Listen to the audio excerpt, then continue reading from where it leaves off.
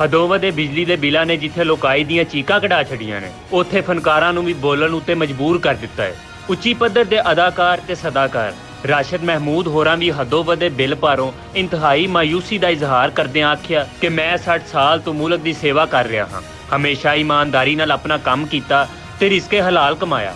ਪਰ ਜਿਵੇਂ ਸਰਕਾਰਾਂ ਸਾਡੇ ਜੇ ਸਫੇਦਪੋਸ਼ਾਂ ਤੋਂ ਜਿਉਣ ਦਾ ਹੱਕ ਖੋ ਰਹੀ ਏ, ਇਹ ਜ਼ਬਰ ਸੋਚਣ ਉੱਤੇ ਮਜਬੂਰ ਕਰ ਰਿਹਾ ਹੈ ਕਿ ਕਿਧਰੇ ਅਸੀਂ ਗਲਤ ਮੁਲਕ 'ਚ ਤਾਂ ਨਹੀਂ ਜਨਮ ਲੈ ਲਿਆ।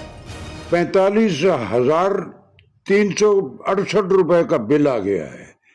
701 यूनिट है। आपके इल्म में है कि मैं 4 मरतबा हार्ट के मुख्तलिफ उस अटैक से रब मुझे जिंदा बचाते रहा है।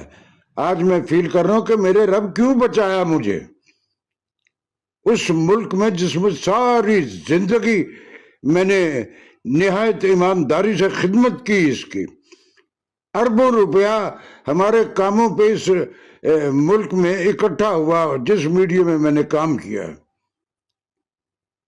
कहां से लाऊं। पिछले बरस से कोई काम ही नहीं है हमारे लाहौर में। ਇੰਜੀ ਕਾਮੇਡੀਅਨ ਗਫਾਰ ਲਹਿਰੀ ਹੋਰਾਂ ਵੀ ਬਿੱਲ ਰਾਹੀਂ ਜਿਉਣ ਦਾ ਹੱਕ ਖੋਣ ਦੀ ਬਿਪਤਾ ਸੁਣਾਉਂਦਿਆਂ ਆਖਿਆ ਕਿ ਮਿਹਨਤ ਕਰਕੇ ਹੱਕ ਹਲਾਲ ਦੀ ਕਮਾਉਣ ਵਾਲਿਆਂ ਦੀ ਸਫੇਦਪੋਸ਼ੀ ਜਾਂਦੀ ਰਹੀ, ਹੁਣ ਰੋਟੀ ਖਾਈਏ ਜਾਂ ਬਿਜਲੀ ਦਾ ਬਿੱਲ ਦਈਏ। 346 यूनिट मुझे डाले हैं और सिर्फ मेरे यूनिट जले 171। अब मैं इतना बिल कहाँ से भरूँ। मैं गया था दफ्तर, कहते ये नहीं होगा ठीक, यही आपको भरना पड़ेगा, आगे से आपको 191 से यूनिट आपका शुरू होगा। ये है खुदकशी वाला काम। अब ये बताएं कि ये हम लोग खुदकशी करें या क्या करें। अब ये हम छोटे से एक फनकार हैं, अब ये बताएं कि मैं कहाँ जाऊँ।